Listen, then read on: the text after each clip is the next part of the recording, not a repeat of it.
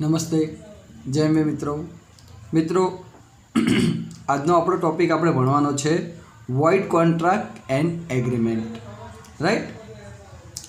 જો void contract and agreement શું કહેવા માગે છે કે આ એવા કોન્ટ્રાક્ટ છે કે જે વોઇડ છે ઇન ધ સેન્સ કે નલ છે, એટલે કે આવા કોન્ટ્રાક્ટ એ એવા છે કે જેને ઇન્ફોર્સેબલ કરી શકાતા નથી, એટલે કે એવા કોન્ટ્રાક્ટને આપણે અમલમાં મૂકી શકતા નથી, એને કહેવાય છે વોઇડ, કે જેને આપણે હયાતીમાં લાવી શકતા નથી।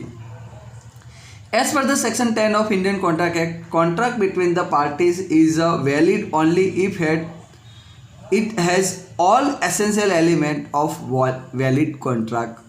જો બાળકો શું કહે છે કે કરાર ક્યારે માન્ય કહેવાય કે જ્યારે એની અંદર એની માન્યતા માટેના દરેક તત્વો આવતા હોય તો એ માન્ય કહેવાય। જ્યારે કોઈ કરારની માન્યતા માટેના બધા જ તત્વો એની અંદર સામેલ થતા હોય તો એ કરાર માન્ય કરાર કહેવાય છે। એટલે કે જ્યારે એની માન્યતા માટેના દરેક તત્વો એમાં સામેલ થતા હોય તો એ વેલિડ માન્ય કરાર કહેવાય છે, અધરવાઇઝ એ વોઇડ કહેવાય છે, એટલે કે અમાન્ય કરાર થઈ જાય છે। Moreover, in section 25 to 30 of a contract act given the list of agreement which are declared void। देखो बाळको, सेक्शन 25 થી 30ની અંદર જે તમને અમુક કરારો એવા આપેલા છે કે જે વોઇડ છે, એટલે કે રદ છે, એવા કરારો એને કાયદાએ જ રદ બાતલ કીધેલા છે। આવા સેક્શન 25 થી 30 વચ્ચેના જે કરારો આપેલા છે એને કાયદાએ પોતે જ રદ બાતલ કીધેલા છે। Generally, a contract get void when all essential condition of contract are not enforced। देखो बाळको શું કહે છે કે કરાર કાયદો એ શું કહે છે કે ક્યારે તમારો કોઈ કોન્ટ્રાક્ટ વોઇડ થાય કે જ્યારે એની અંદર જે એના તત્વો છે એ કરારના તત્વો પૂરા ના થતા હોય તો તમારો એવો કરાર એ રદ બાતલ બને છે। ક્યારે રદ બાતલ બને છે કે જ્યારે એના તત્વો જે તત્વો છે એ તત્વો એના સેટ ના થતા હોય, મતલબ કે એની જે શરતો છે એ પૂર્ણ ના થતી હોય તો એવા સંજોગોમાં કરાર રદ બાતલ બને છે। બાળકો ખ્યાલ આવી ગયો? ક્યારે રદ બાતલ બને છે કે જ્યારે કરારના તત્વો પૂર્ણ થતા ના હોય। શું કહે છે? કરારના તત્વો પૂર્ણ થતા ના હોય તો એવા સંજોગોમાં એ રદ બાતલ બને છે। ફોર એક્ઝામ્પલ અહીંયા કીધેલું છે minor is a incompetent party to contract because of age, so any contract with minor is void. દેખો બાળકો, જેમ કે એક તત્વ એવું છે કે કરાર કરવા માટે વ્યક્તિ મેજર હોવો જોઈએ, એટલે કે વ્યક્તિ માઇનોર ના હોવો જોઈએ। તો માઇનોર વ્યક્તિ છે કરાર કરવા માટે લાયક નથી, તો એવો કોઈ માઇનર હોય તો એ કરાર કરવા માટે લાયક કહેવાય નહીં, રાઈટ। તો માઇનોર વ્યક્તિ કરાર કરવા માટે લાયક નથી કહેવાતો, તો એવા વ્યક્તિ સાથે જો કોઈ કરાર કરેલો હોય માઇનોર સાથે તો એ કરાર રદ બાતલ કહેવાય છે, કારણ કે માઇનોર વ્યક્તિ કરાર કરવા માટે લાયક છે નહીં। મોરઓવર, એની consent obtained from party by coercion। देखो बाळको શું કહે છે કે અથવા તો તમે કોઈ વ્યક્તિ પાસેથી તમે એની કન્સન્ટ મેળવેલું છે, કન્સન્ટ એટલે એની અનુમતિ મેળવેલી છે બાય કોર્સિયન। કોર્સિયન એટલે તમે ધમકી આપીને બળજબરીથી, કોર્સિયન એટલે ધમકી આપીને બળજબરીથી તમે એના પાસેથી એની અનુમતિ લીધેલી છે। અનડ્યુ ઇન્ફ્લુઅન્સ એટલે કે અયોગ્ય લાગવટ લગાડી છે। શું કરેલી છે? અયોગ્ય લાગવટ લગાડેલી છે અને એની અનુમતિ લીધેલી છે। Or trade or misrepresentation is not said to be free consent, એટલે કે તમે એની પાસેથી ખોટી રજૂઆત કરી છે, મિસરિપ્રેઝન્ટેશન કરેલું છે, તો એ ફ્રી કન્સન્ટ કહેવાશે નહીં, એ મુક્ત સંમતિ કહેવાશે નહીં, કારણ કે તમે એની પાસે જે સંમતિ લીધી છે એ વ્યવસ્થિત કાયદેસરની સંમતિ લીધેલી નથી, એટલે એ મુક્ત સંમતિ કહેવાશે નહીં। સચ કોન્ટ્રાક્ટ આર વોઇડેબલ, આવા કરારો કેવા કહેવાય છે? રદબાતલ થવાને પાત્ર. આવા કરાર રદબાતલ નહીં પણ રદબાતલ થવાને પાત્ર કહેવાય. જો મેં તમને એક આનું ઉદાહરણ આપી અને આનો પ્રશ્ન આપણે ચાલી ગયેલો છે વોઇડેબલ કોન્ટ્રાક્ટનો. એક એક્ઝામ્પલ તમને યાદ દેવડાવી દઉં. પેલું થિયેટરવાળું મેં તમને એક્ઝામ્પલ આપ્યું હતું કે થિયેટરમાં મૂવી જોઈને વ્યક્તિ નીકળતો હોય છે અને રસ્તામાં એને ચોર લૂંટી લે છે, જો તમને યાદ હોય તો એવો જે કરાર છે કે જે બળજબરીથી, અયોગ્ય લાગવતથી કે ખોટી રજૂઆત કરીને લીધેલો છે, તો એવો કરાર બાળકો રદબાતલ થવાને પાત્ર છે. એ વોઇડ નહીં કહેવાય, વોઇડેબલ કહેવાશે. રદબાતલ નહીં પણ રદબાતલ થવાને પાત્ર છે. Similarly contract oppose two public policy એટલે કે જાહેર હિતના વિરુદ્ધનો કોઈ કરાર હોય. Oppose two public policy in the sense કે જાહેર હિતના વિરુદ્ધનો કોઈ કરાર હોય, રાઈટ. અથવા બીજું શું કહે છે, એના પછી બીજું શું કહે છે, agreement in restraint of trade, કોઈને વેપાર કરતા અટકાવે એવો કરાર હોય, કોઈને વેપાર કરતા રોકે એવો કરાર હોય. Agreement in restraint of marriage, કોઈને લગ્ન કરતા રોકે એવો કરાર હોય. Etcetera are also declared void by law. આવા જે બધા કરારો છે એને કાયદા દ્વારા ગેરવ્યાજબી ગણવામાં આવેલા છે. એટલે કે વોઇડ એટલે કે રદબાતલ ગણવામાં આવેલા છે, કે પહેલાંથી જ નલ છે, રદબાતલ છે આવા કરારો. In this chapter we will study void, voidable and illegal contract. આપણે વોઇડ, વોઇડેબલ અને ઇલીગલ કોન્ટ્રાક્ટ વિશે અહીંયા ભણવાનું છે, રાઈટ. કયા કયા વિશે ભણવાનું છે બાળકો? Void, voidable and illegal contract. આ 3 વિશે ભણવાનું છે. દેખો, ફર્સ્ટ ઓફ ઓલ આપણે વોઇડ કોન્ટ્રાક્ટ વિશે આગળ ભણીએ. દેખો શું કહે છે, according to section 2G of Indian contract act define void contract as under. દેખો બાળકો, વોઇડ કોન્ટ્રાક્ટ કોને કહેવાય એ અહીંયા આપણને બતાવેલું છે. તો આટલું તમને ખ્યાલ આવી ગયો હશે કે જે કરાર એ થવાને પાત્ર નથી, જેને અનુસરવાને પાત્ર નથી, એવો કરાર કયો કહેવાશે? વોઇડ કહેવાય. અને જે કરાર થવા દેવો કે ના થવા દેવો એ સામેવાળા વ્યક્તિના હાથમાં હોય એને કહેવાય વોઇડેબલ. દેખો, વોઇડ અને વોઇડેબલ વચ્ચેનો ડિફરન્સ તમને ફરીથી એક્સપ્લેન કરું છું, સાંભળજો.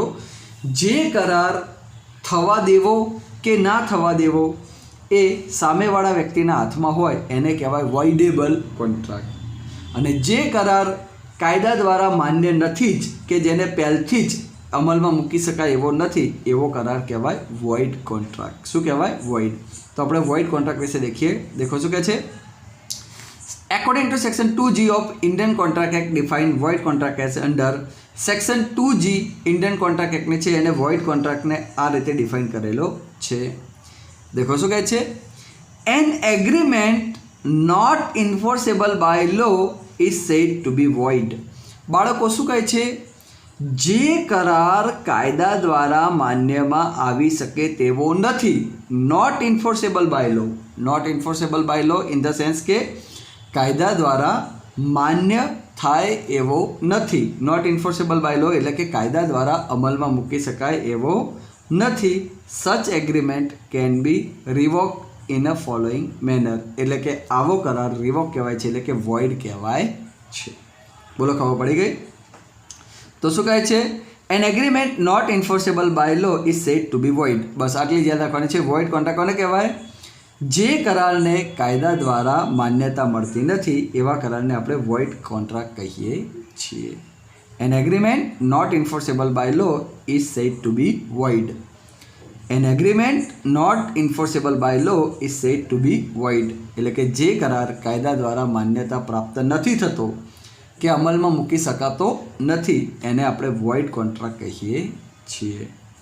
સચ agreement can be revoke in following manner. તો દેખો હવે શું કહે છે, વોઇડ એગ્રીમેન્ટ કોને કહેવાય? દેખો તો અહીંયા આપણને આપેલું છે. દેખો,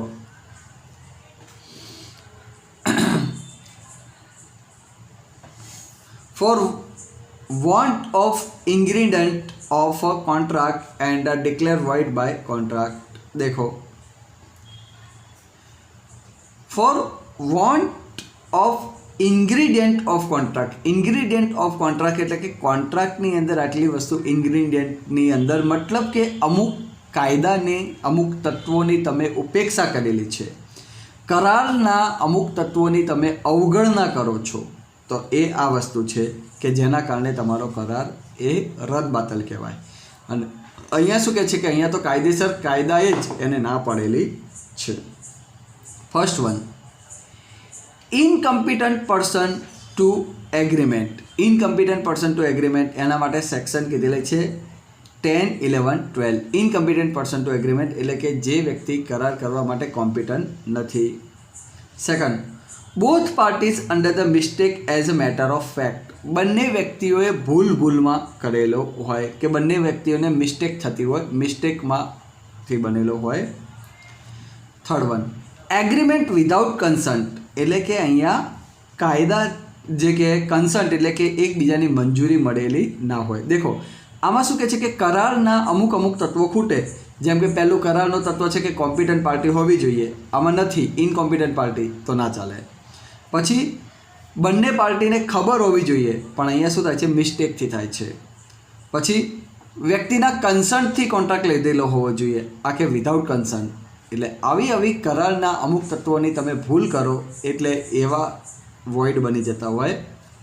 પછી શું કહે છે, એગ્રીમેન્ટ વિધાઉટ કન્સિડરેશન. કોઈ પણ પ્રકારનું તમે કન્સિડરેશન એટલે કે આમાં વળતર નથી નક્કી કર્યું તો એ પણ વોઇડ કહેવાશે.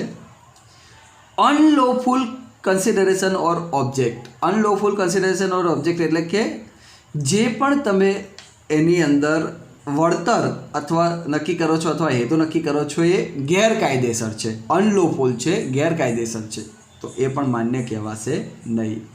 જે પણ તમે તમારું વળતર કે એનો હેતુ નક્કી કરેલો છે એ અનલોફુલ છે. અનલોફુલ ઇન ધ સેન્સ કે ગેરકાયદેસર છે, તો એ પણ વેલિડ કહેવાશે નહીં. છઠ્ઠું, consideration and object unlawful in part એટલે કે તમારું વળતર અને હેતુ એનો અમુક હિસ્સો એ ગેરવ્યાજબી છે, અનલોફુલ છે એટલે કે એ ગેરકાયદેસર છે, તો પણ એ ઇનવેલિડ કહેવાશે. અને છેલ્લું, agreement to do impossible act એટલે કે ઇમ્પોસિબલ એટલે કે જે કાર્ય પોસિબલ નથી એવું કાર્ય કરવા માટેનું કોઈ તમે કરાર કરો છો, ઇમ્પોસિબલ એક્ટ, તો એ પણ ઇનવેલિડ કહેવાશે. Agreement to do impossible act એટલે કે જે શક્ય જ નથી એવું કાર્ય તમે કરવા માટેનો કરાર કરો છો, તો એ ઇમ્પોસિબલ કાર્ય માટેનો કરાર કરો છો, તો એ પણ શું કહેવાશે, એ કોન્ટ્રાક્ટના એલિમેન્ટ તમે મેચ નથી કર્યા એટલે વોઇડ કહેવાશે. દેખો, for want of ingredient of contract એટલે કે કરારના તત્વોની ઉપેક્ષા થાય, કરારના જે તત્વો છે એની ઉપેક્ષા થાય તો એના કારણે આવા કરાર રદબાતલ કહેવાય છે. કરારના જે તત્વો છે એ અહીંયા સામેલ નથી થતા, એના કારણે એ કરાર રદબાતલ થાય છે. એ આટલા તત્વો છે. ખબર પડી ગઈ?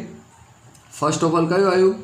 ઇનકમ્પિટન્ટ પર્સન ટુ એગ્રીમેન્ટ એટલે કે વ્યક્તિ કરાર કરવા માટે કોમ્પિટન્ટ નથી, ઇનકમ્પિટન્ટ છે. તો એક આવ્યું એ કે વ્યક્તિ કરાર કરવા માટે ઇનકોમ્પિટન્ટ હતો એટલે કે એ વ્યક્તિ કરાર કરવા માટે પ્રોપર લાયક નહોતો, ઇનકોમ્પિટન્ટ હતો, તો એ વેલિડ કહેવાય નહીં. બીજું, મિસ્ટેકથી કોઈ કરાર કર્યો હોય તો એ પણ ના કહેવાય, વેલિડ કહેવાય. વિધાઉટ કન્સન્ટ, કોઈ કન્સન્ટ નથી, એકબીજાની સહમતિ વગર કરેલો છે, તો પણ વેલિડ કહેવાશે નહીં. વિધાઉટ કન્સિડરેશન, કોઈ વળતર નથી નક્કી કર્યું તો પણ વેલિડ કહેવાશે નહીં. અનલોફુલ કન્સિડરેશન ઓર ઓબ્જેક્ટ એટલે કે અનલોફુલ એટલે કે ગેરવ્યાજબી કોઈ કન્સિડરેશન કે કોઈ ઓબ્જેક્ટ નક્કી કર્યું હોય તો પણ ગેરવ્યાજબી કહેવાશે. Consideration object unlawful in part અથવા તો કોઈ કન્સિડરેશન અથવા ઓબ્જેક્ટનો પાર્ટ અનલોફુલ છે. અને agreement to do impossible act અથવા તો તમે કોઈ ઇમ્પોસિબલ કાર્ય કરવા માગો છો કે જે પોસિબલ જ નથી, તો એના માટે કોઈ એગ્રીમેન્ટ કરેલું છે તો એ પણ ઇનવેલિડ કહેવાય છે. ખ્યાલ આવ્યો? સે ફોર એક્ઝામ્પલ આપણે વાત કરીએ કે તમે એમ કહો કે ચાંદ તારા તોડી લઈશ, તો એ વેલિડ નથી, એ ઇમ્પોસિબલ છે, એ વસ્તુ પ્રેક્ટિકલી પોસિબલ નથી. તો જે વસ્તુ પ્રેક્ટિકલી પોસિબલ ના હોય એવી વસ્તુનો તમે કોઈ કરાર કરો છો તો એ પણ ઇનવેલિડ કહેવાય છે. પછી સામે બીજી વસ્તુ શું કહે છે, ડિક્લેર વોઇડ બાય કોન્ટ્રાક્ટ. આ અમુક એવા કરાર છે કે જેને કાયદાએ જ રદબાતલ ગણેલા છે, જેમ કે agreement in restraint of marriage, એટલે કે કોઈ વ્યક્તિને મેરેજ કરતાં અટકાવવા કે ના કરવા દેવા એ પણ કાયદા દ્વારા ગુનો છે. તમે કોઈ વ્યક્તિને મેરેજ કરતાં રોકી શકતા નથી. હા, પણ એ વ્યક્તિ 18 વર્ષથી મોટો હોવો જોઈએ. ક્લિયર? અને તો જ વેલિડ કહેવાશે. Right? Agreement in restraint of marriage એટલે કે મેરેજ કરતાં અટકાવવાનો કોઈ એગ્રીમેન્ટ કરો છો તો એ વેલિડ કહેવાશે નહીં. વ્યક્તિને એની ઈચ્છાથી મેરેજ કરવાનો અધિકાર છે, એટલે એમાં તમે રોકી શકતા નથી. એ તમારા હાથમાં નથી રોકવું. અને જો તમે કોઈ રોકો છો અથવા તો કોઈ મેરેજના કરવાના સામે વિરુદ્ધમાં કોઈ કન્ડિશન કરો છો તો એ માન્ય કહેવાશે નહીં, કારણ કે એનો મૂળભૂત અધિકાર છે. Second, agreement in restraint of trade. Trade in the sense કે ધંધો, મતલબ કે બાળકો કોઈ પ્રકારનો કોઈ વ્યક્તિ ધંધો કરવા માગે છે તો એને તમે રોકી શકતા નથી. એનો ધંધો કરવો એનો અધિકાર છે, અને એવો કોઈને ધંધો કરતાં તમે અટકાવવા માટેના કરાર કરી શકતા નથી, કારણ કે એવો કરાર એ કાયદા દ્વારા રદબાતલ કીધેલો છે. કોઈને ધંધો કરતાં અટકાવવા માટે કરેલો કરાર એ રદબાતલ કહેવાશે, કારણ કે વ્યક્તિ એની ઈચ્છાથી ધંધો કરી શકે છે, એને ધંધો કરતાં તમે અટકાવી શકતા નથી. અને જો કોઈ એને ધંધો કરતો અટકાવવા માટેનો કરાર તમે કરશો તો એ કાયદેસર રીતે ગુનો કહેવાય છે, અને એવો કરાર ગેરવ્યાજબી કહેવાશે. કે કોઈને ધંધો કરતાં તમે અટકાવો છો અને અટકાવવા માટેનો કોઈ પ્રયત્ન કરો છો કે એવા કોઈ કરાર કરો છો તો એ કાયદા દ્વારા ગેરવ્યાજબી કહેવાય છે. પછી agreement in restraint of legal proceeding.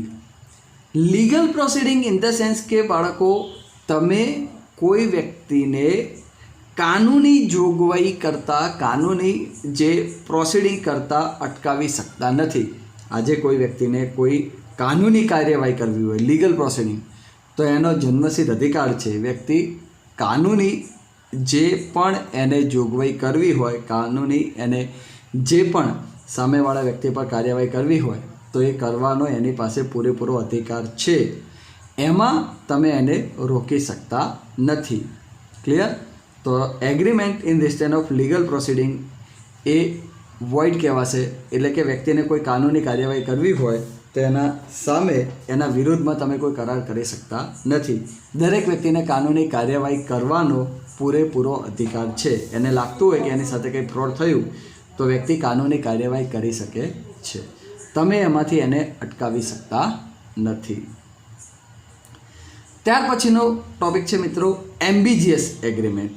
એમ્બિજિયસ એટલે કે હાઈલી એમ્બિજિયસ, એટલે કે વધારે પડતી અપેક્ષાવાળો જે કરાર છે એમ્બિજિયસ, એ હાઈલી એમ્બિજિયસ કરાર હોય, વધારે પડતી જે ઉચ્ચ અપેક્ષાવાળો, એ જે એની ઓરિજિનલ જે લિમિટ કરતાં વધારે પડતો, જે પેલો લિમિટ કરતાં વધારે એમ્બિજિયસ હોય છે, તો એવો કરાર પણ વોઇડ કહેવાય છે, કારણ કે એની જે લિમિટ હતી એનાથી ઉચ્ચ કક્ષાનો કરાર થઈ ગયો છે, તો એ લિમિટ બહારનો નીકળી ગયો, એટલે એ પણ ઇનવેલિડ કહેવાય છે. આગળ ડિટેલમાં આપણે બધું ભણવાનું આવે જ છે.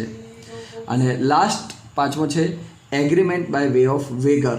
વેગર એટલે મિત્રો જુગારી, એટલે કે જુગારી સમજૂતીનો કોઈ કરાર હોય, જુગાર માટેનો કોઈ કરાર થયેલો છે તો એ પણ ગેરવ્યાજબી કહેવાય છે, ઇનવેલિડ કહેવાય છે. જુગારી સમજૂતી એ પણ ગેરવ્યાજબી અને અમાન્ય કરાર કહેવાય છે, કારણ કે જુગાર માટેનો કોઈ કરાર એ પણ વ્યાજબી કહેવાતો નથી. When all the ingredients of contract are present but the consent is not free, the aggrieved party can get the contract revoked. એટલે દેખો મિત્રો, શું કહે છે અહીંયા કે જો તમે કરારના બધા જ તત્વોનું પાલન કરેલું છે પણ તમે સામેવાળાની મુક્ત સંમતિથી કરાર નથી કર્યો, but concern it not free, એટલે કે સામેવાળાની મુક્ત સંમતિ નથી, સામેવાળાની સંમતિ વગર કરેલો છે, then aggrieved party can get contract revoked. એટલે કે સામેવાળી પાર્ટીના હાથમાં હવે બાજી જતી રહે છે અને એ ચાહે તો કરારને એ રદબાતલ કરાવી શકે છે. જેના માટે આપણે પેલું ઉદાહરણ આપ્યું હતું વીંટીવાળું, એ તમને ખ્યાલ જ હશે. જે થિયેટરમાંથી વ્યક્તિ પિક્ચર જોઈને નીકળ્યો હોય અને એની વીંટી ચોર લઈ જાય છે, એ વાળું ઉદાહરણ આપણે આપેલું જ છે, એ તમને ખ્યાલ હશે. ક્લિયર છે? ઓકે. શું કહે છે? The aggrieved party can enforce the contract and claim his share. Aggrieved party can enforce the contract and claim his share. એટલે કે જે પાર્ટીને જે નુકસાન થયું છે, જે પાર્ટીને સામે આવો કરાર, સામેવાળી પાર્ટી છે કે જેની સામે આવો કરાર કરવામાં આવેલો છે, કેન ક્લેમ હિઝ શેર, એ વ્યક્તિ એનો હિસ્સો માંગી શકે છે. અધરવાઇઝ, અથવા તો કાં તો એ વ્યક્તિ એનો હિસ્સો માંગી શકે છે, અથવા તો ગેટ ધ કોન્ટ્રાક્ટ રિવોક, અથવા તો એ કરારને રદબાતલ પણ કરાવી શકે છે. એટલે કે સામેવાળી પાર્ટી જે વ્યક્તિને ઉપર તમે કરાર કર્યો છે, જે વ્યક્તિ સાથે કરાર કર્યો છે, એટલે તમારી સામેવાળી વ્યક્તિના હાથમાં બાજી જતી રહે છે અને એ વ્યક્તિ કાં તો એનો હિસ્સો માગી શકે છે અને કાં તો કરારને રદબાતલ પણ કરાવી શકે છે. એટલે કે કરારને પૂર્ણ પણ કરી શકે છે. In a void contract there is no right to obligation. પણ આ કોની વાત કરી હતી? વોઇડેબલની. આ શેની વાત થઈ હતી? વોઇડેબલની. બટ જો કોઈ વોઇડ કરાર હોય છે તો there is no right or obligation, there is no legal effect. જો કોઈ વોઇડ કોન્ટ્રાક્ટ થયેલો હોય, આજે આપણે વાત કરીએ એ પ્રમાણે વોઇડ કોન્ટ્રાક્ટ હોય, તો પછી એમાં કોઈ સામેવાળી પાર્ટીનું કે મેઇન પાર્ટીનું કશું જ નથી ચાલતું. વોઇડ એટલે વોઇડ જ, એ પહેલથી જ રદબાતલ છે. એટલે એની અંદર કોઈ જ પ્રકારના ઓબ્લિગેશન કે કશું જ લીગલ ઇફેક્ટ લાગુ પડતી નથી. એ પહેલથી જ રદબાતલ થઈ જાય છે. વોઇડ કોન્ટ્રાક્ટ હોય તો એ પહેલથી જ રદબાતલ થઈ જાય છે. We have already studied a few of the contract mentioned above in an earlier chapter. In this chapter, we will study the following void agreement. આપણે આટલા void agreement વિશે સ્ટડી કરવાની છે, જે હાલ આપણે બધાનું નામ આપ્યું: agreement in restraint of marriage, agreement in restraint of trade, agreement in restraint of legal proceeding, right, agreement in restraint of agreement in respect of legal proceeding, agreement in meaning of which is not certain, agreement by way of waiver, agreement to do an impossible act in itself, right? તો દેખો આ બધા contract છે એ void કહેવાય છે. આટલા પહેલું agreement in restraint of marriage section 26 છે, agreement in restraint of trade section 27 છે, agreement in restraint of legal proceeding section 28 છે, agreement in the meaning of which is not certain section 29 છે, agreement by way of waiver section 30 છે, and agreement to do an act impossible any section 56 છે. તો આટલી સેક્શનો આપણને આપેલી છે. Clear છે? ફર્સ્ટ ઓફ ઓલ આપણે પહેલો ટોપિક આજે દેખીએ અત્યારે હાલ, એ છે agreement in restraint of marriage. એટલે કે કોઈને મેરેજ કરતાં અટકાવવા અને એના સામેનો કોઈ કરાર કરવો તો એ કાયદેસરનો ગુનો બને છે અને એવો કરાર એ રદબાતલ કહેવાય છે. એના માટેની સેક્શન આવે છે 26, એ છે agreement in restraint of marriage. Clear છે? ચલો આપણે દેખીએ. જો બાળકો શું કહે છે અહીંયા? According to section 26, look at here.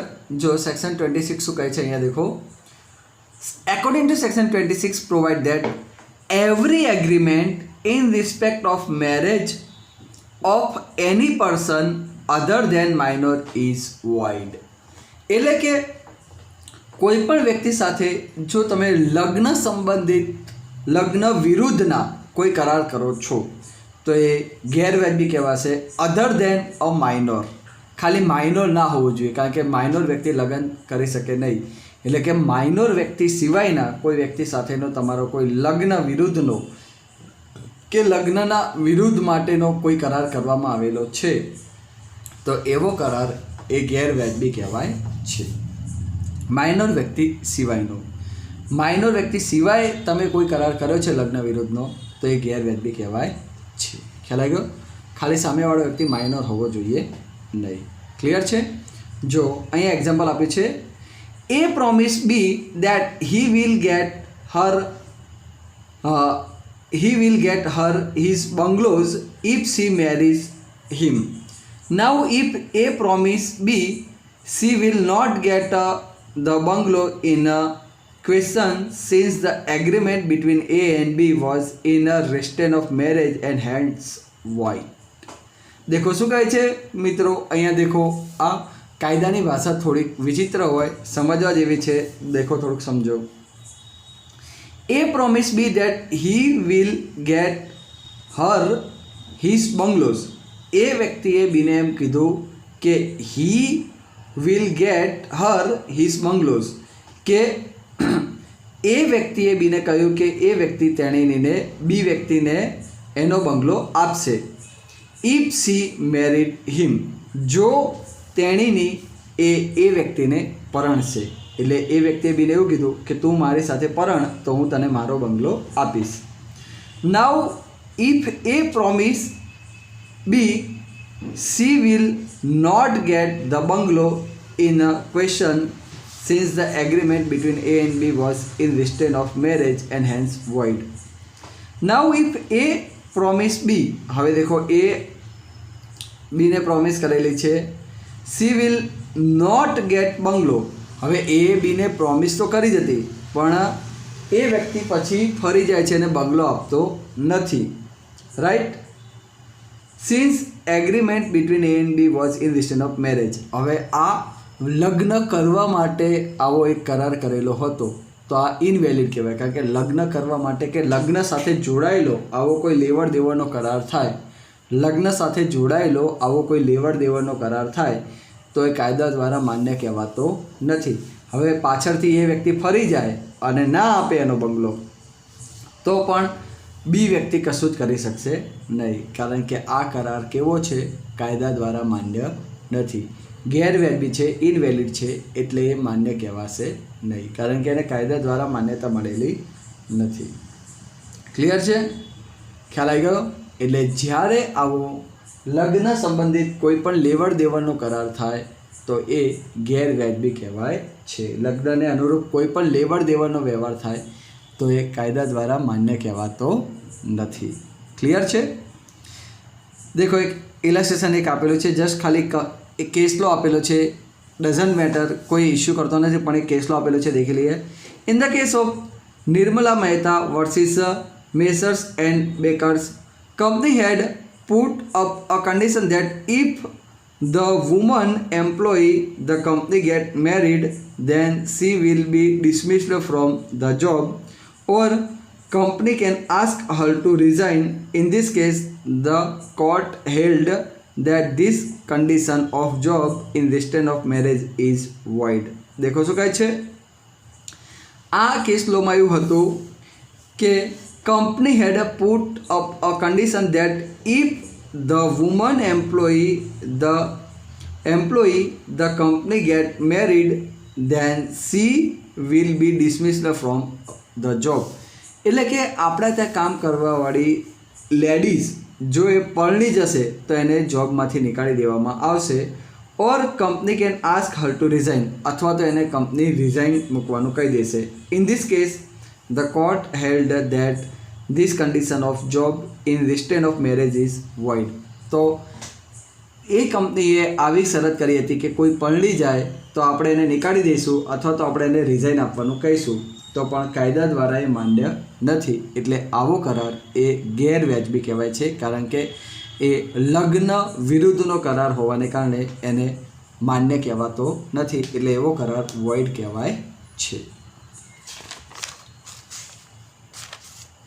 Clear છે? દેખો પછી શું કહે છે?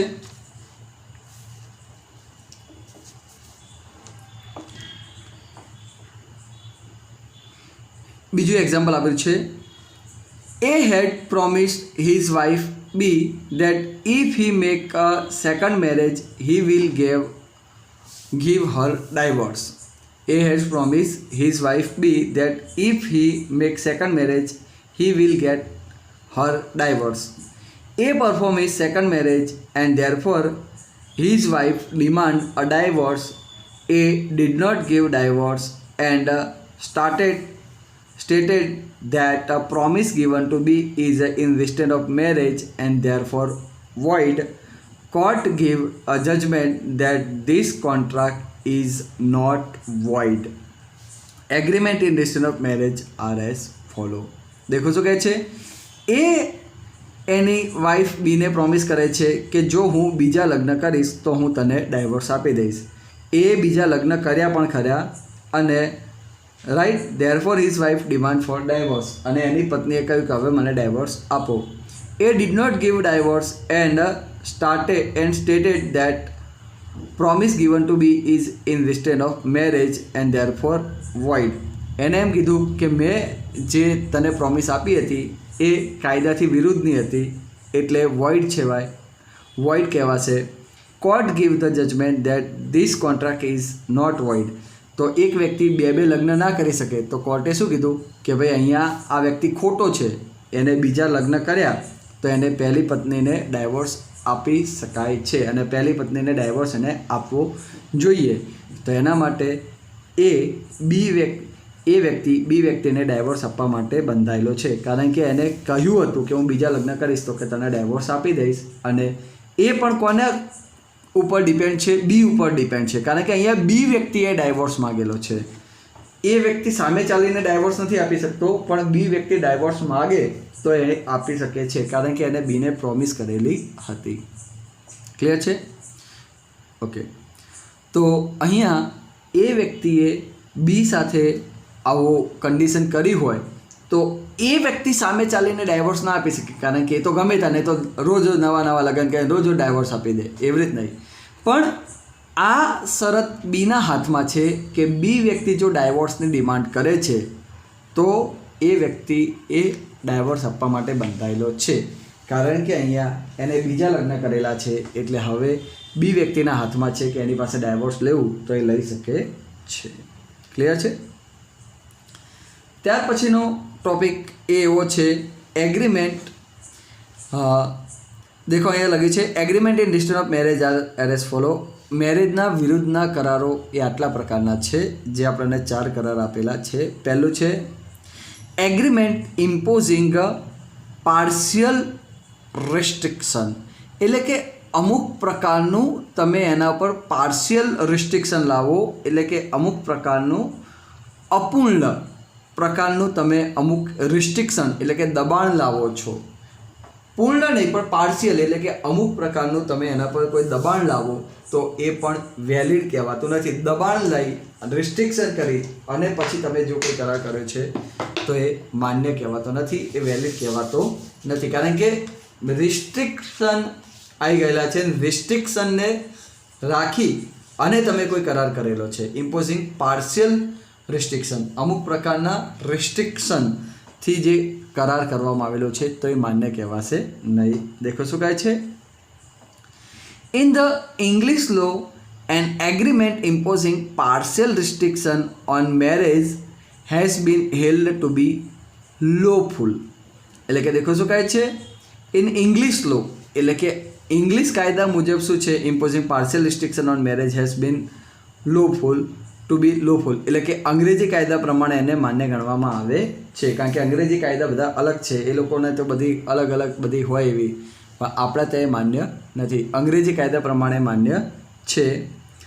એક એક્ઝામ્પલ આપે છે, in Rao Rani versus Gulab Rani, an agreement between 2 widow that the one who remarried would forfeit her right to her share in a property to deceased husband was upheld.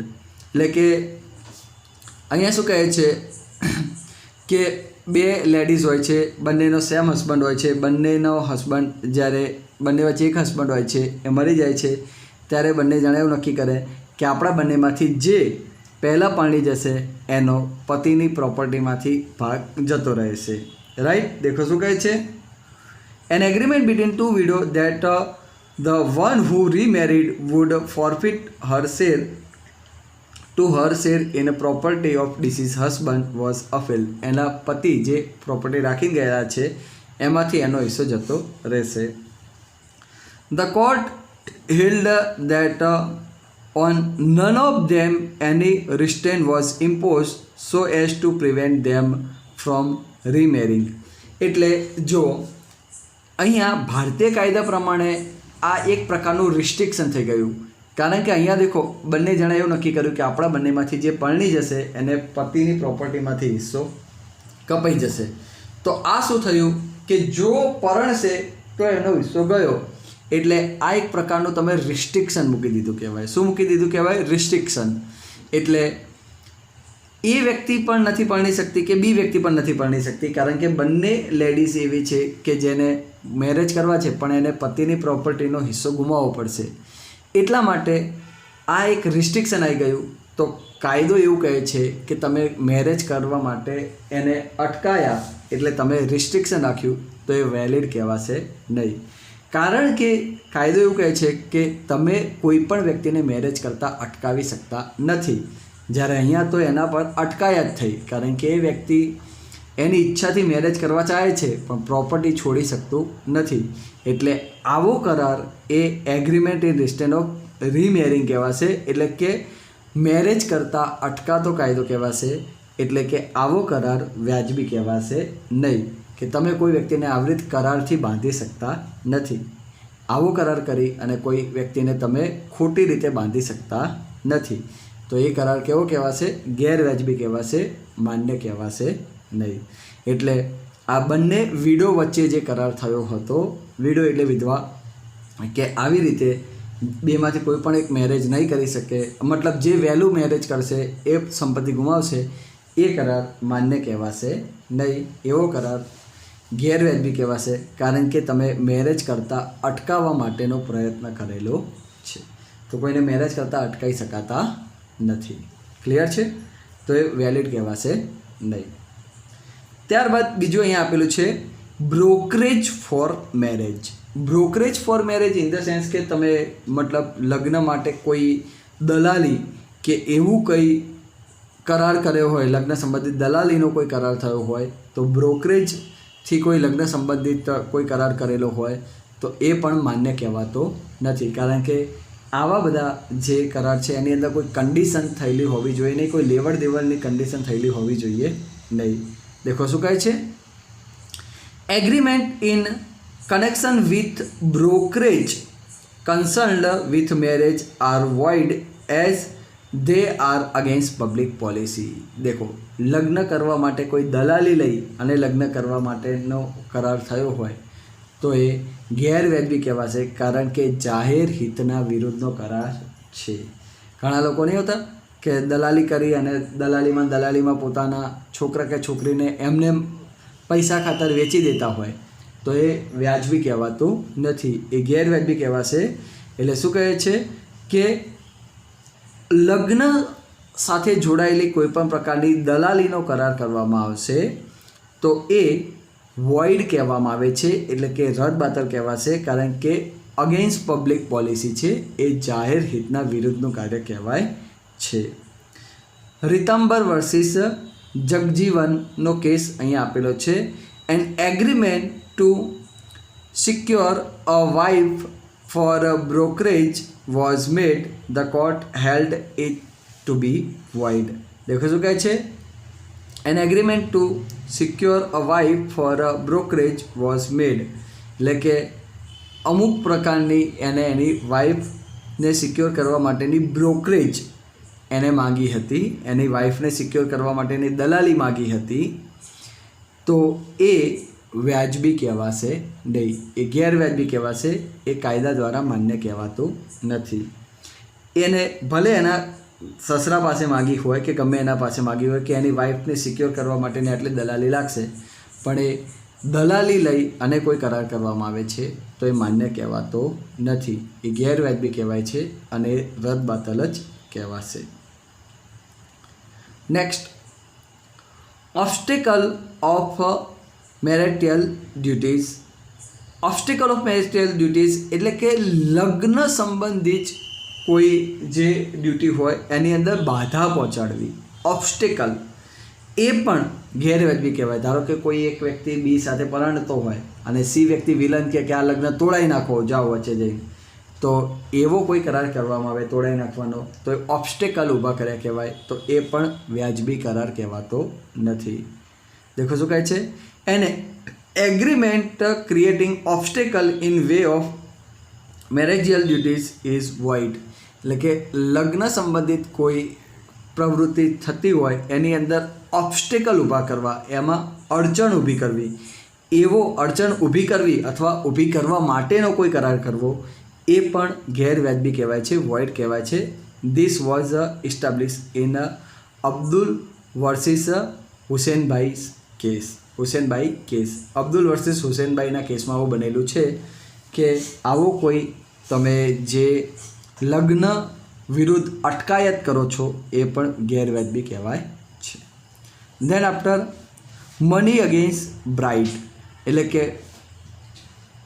એક બીજા પાત્રના બદલામાં જે કોઈ પૈસા લેવામાં આવે, બ્રાઇડ એટલે કે વુમેન એટલે કે જે પત્નીના બદલામાં જે સામે પૈસા નક્કી કરવામાં આવે છે બ્રાઇડ, તો એ પણ ગેરવ્યાજબી કહેવાય છે.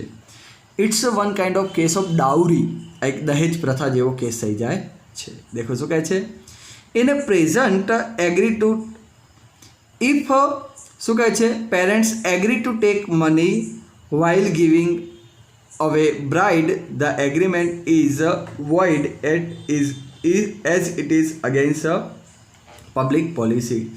જ્યારે કોઈ પેરેન્ટ્સ એ પૈસા આપવા તૈયાર થતા હોય છે, લગ્નની સાથે પૈસા આપવા તૈયાર થતા હોય છે, તો એ પણ જાહેર જનતાના હિતના વિરુદ્ધનો કરાર કહેવાય છે. પૈસા આપવાનો એક કરાર થયેલો હોય દહેજ જેવો, તો એ પણ પબ્લિક પોલિસીના વિરુદ્ધ છે અને એવો જે કરાર કરેલો છે એ પણ વોઇડ કહેવાય છે, રદ બાતલ કહેવાય છે, એ માન્ય કહેવાતો નથી. કારણ કે તમે પૈસા આપી અને હસબન્ડ અને વાઈફના મેરેજનો કરાર કરેલો છે, તો એવા જાહેર જનતાના હિતના વિરુદ્ધના કરાર કહેવાય છે. Right, this is found on public policy. આ જાહેર જનતાના હિત માટે છે. It is an interest of સોસાયટીના હિત માટે છે. Marriage of a suitable nature is the deepest importance, એટલે કે યોગ્ય શરતે અને તમારી ઈચ્છા પ્રમાણે લગ્ન થાય એ ખૂબ જ જરૂરી છે. The law prevents fraudulent matches. The sanctity of solemn obligations should be married. Nothing should be weaken the loyalty that one spouse owns to the other. એટલે કે જે પણ લગ્ન થાય એકબીજાની સંમતિથી, એકબીજાની અનુમતિથી અને એકબીજાની ઈચ્છાથી થવા જોઈએ અને એકબીજાને ગમતા હોય અને લોયલિટી થવા જોઈએ, તો જે માન્ય કહેવાય છે. બાકી બળજબરીથી કે ડરાવથી કે એવી રીતે થયેલા હોવા જોઈએ નહીં. Marriage out two be free એટલે કે ફ્રીલી થયેલા હોવા જોઈએ. અનસુટેબલ મેરેજીસ શુડ બી પ્રિવેન્ટેડ, એટલે કે જો અનસુટેબલ કોઈ મેરેજ હોય તો એવા રદ બાતલ કહેવાય છે. Marriage brokerage contract are illegal, marriage માટેની કોઈ બ્રોકરેજ લઈ અને કોઈ કરાર કરેલો છે તો એવો ગેરવ્યાજબી કહેવાય છે, ઇલીગલ કરાર કહેવાય છે. તો આટલા આપણે agreement in relation of marriage દેખ્યા. Next agreement in relation of trade એ આપણે દેખવાનું છે. લીગલ પ્રોસિડિંગ એ બધા અલગ અલગ દેખવાના છે. આજે આટલા સુધી રાખીએ. ગુડ બાય, જય અંબે.